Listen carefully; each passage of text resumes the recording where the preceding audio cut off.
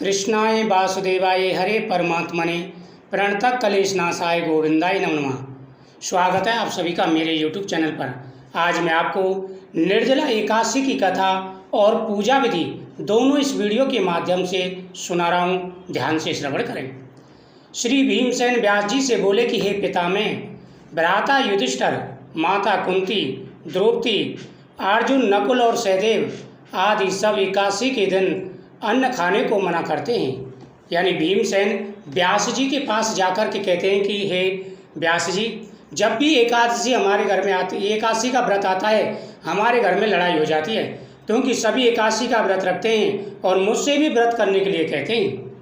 परंतु मैं उनसे कहता हूँ कि भाई, भक्ति पूर्वक भगवान की पूजा आदि तो मैं कर सकता हूँ, दान भी दे सकता हूँ, परंतु भोजन के बिना नहीं रह सकता। यह सुनकर व्यास जी कहने लगे कि हे भीमसेन, यदि तुम नरक को बुरा और स्वर्ग को अच्छा समझते हो तो प्रति मास की दोनों एकादशियों को अन्न मत खाया करो। तब भीमसेन ने कहा, हे पितामह, मैं तो पहले ही कह चुका हूँ कि मैं भोजन के बिना नहीं रह सकता।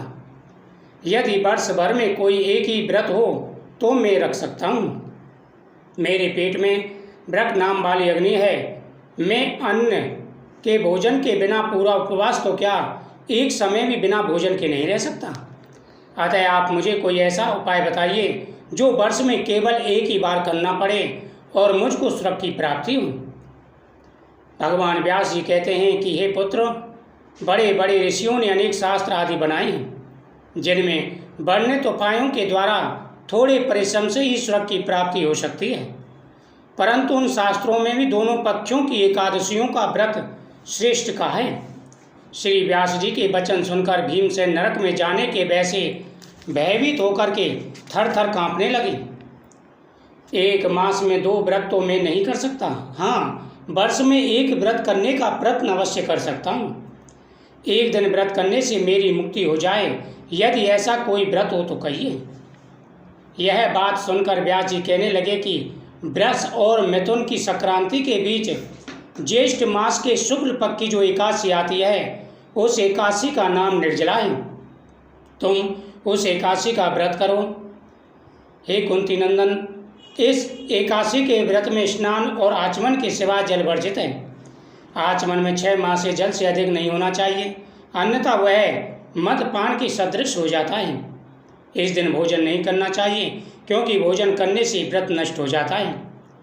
इस एकादशी के दिन सूर्योदय से लेकर द्वादशी को सूर्योदय तक जल ग्रहण न करने से समस्त एकादशियों का फल प्राप्त होता है। द्वादशी को सूर्योदय से पहले उठकर स्नान आदि करके ब्राह्मणों को दान आदि देना चाहिए। इसके पश्चात भूखे और सत्पात्र ब्राह्मणों को भोजन कराकर स्वयं भोजन करना चाहिए। इसका फल 1 वर्ष की संपूर्ण एकादशियों के फल के बराबर है। व्यास जी कहने लगे कि हे भीमसेन, यह मुझको स्वयं भगवान ने बताया है। इस एकादशी का पुण्य समस्त तीर्थों और दानों से बढ़कर है। केवल एक दिन मनुष्य निर्जल रहने से पापों से मुक्त हो जाता है। जो मनुष्य निर्जला एकादशी का व्रत करते हैं, उनको मृत्यु के समय यमदूत आकर नहीं घेरते, वरन भगवान के पादर्श उसको पुष्पक विमान में बैठाकर स्वर्गलोक को ले जाते हैं। अतः संसारिक जनों को यह व्रत अवश्य करना चाहिए। उस दिन ओम नमो भगवते वासुदेवाय नमः मंत्र का उच्चारण करें और साथ ही गोदान का संकल्प करें। व्यास जी की आज्ञानुसार भीमसेन ने भी इस व्रत को किया। इसी कारण इस एकादशी को भीमसेनी या पांडवी एकादशी भी कहते हैं।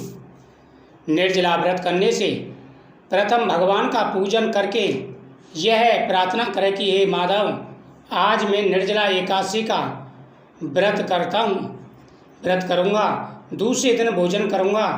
मैं इस व्रत को श्रद्धापूर्वक करूँगा, अतः आप मेरे ऊपर अपनी कृपा दृष्टि बनाए रखें। इस दिन एक गड़ा वस्त्र से ढककर स्वर्ण सहित दान करना चाहिए। जो मनुष्य इस व्रत को करते हैं, उनको करोड़ों पल सोने के दान का फल मिलता है, और जो इस दिन यज्ञादि करते हैं, उनका फल तो वर्णन ही नहीं किया जा सकता। इस एकादशी के व्रत से मनुष्य विष्णु लोक को प्राप्त होते हैं।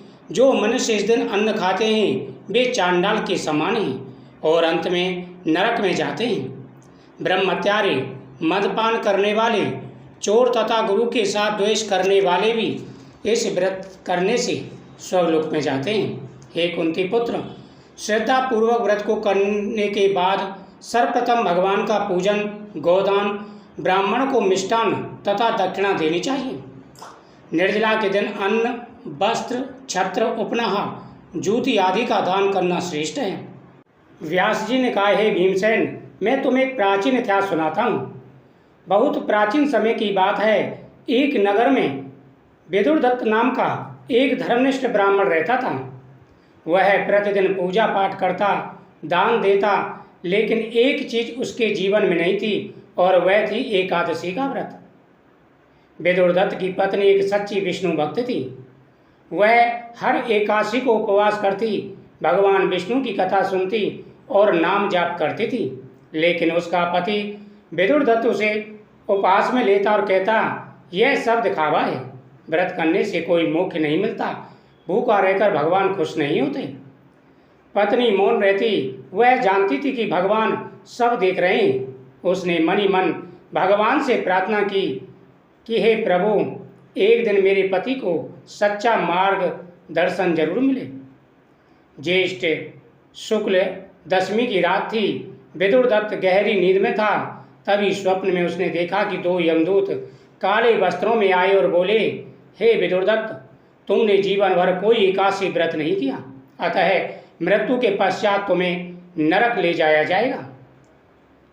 तभी आकाश की एक तेज किरण फूट पड़ी। एक दिव्य पुरुष प्रकट हुआ। उनके हाथों में शंख, चक्र, गदा और पद थे। उन्होंने कहा, हे विदुरदत्त, यदि तुम अगले दिन निर्जला एकादशी का व्रत करोगे, बिना जल ग्रहण किए और श्रद्धा से हरि नाम जाप करोगे तो सारे पाप नष्ट हो जाएंगे। विदुरदत्त कांपता हुआ जाग गया। सुबह उसने सब कुछ अपनी पत्नी को बताया। पत्नी की आंखों में आंसू थे। वे आंसू संतोष की थे। उस दिन विदुरदत्त ने पहली बार बिना जल ग्रहण किए व्रत किया। पूरा दिन उसने श्री विष्णु का नाम लिया, भजन सुने, कथा सुनी और ध्यान किया। रात्रि में भी वह जागता रहा। उसका हृदय भक्ति भाव से भर गया। अगले दिन जब उसने व्रत का पारण किया तो जैसे उसके जीवन का अंधकार छट गया। वह बदल चुका था। वह भी हर एकादशी को उपवास करने लगा, भगवान नाम जाप करने लगा और साथ ही दूसरों को भी प्रेरणा देने लगा। इसने निर्जला एकादशी व्रत का पालन करके सारे पापों से मुक्ति पाई है।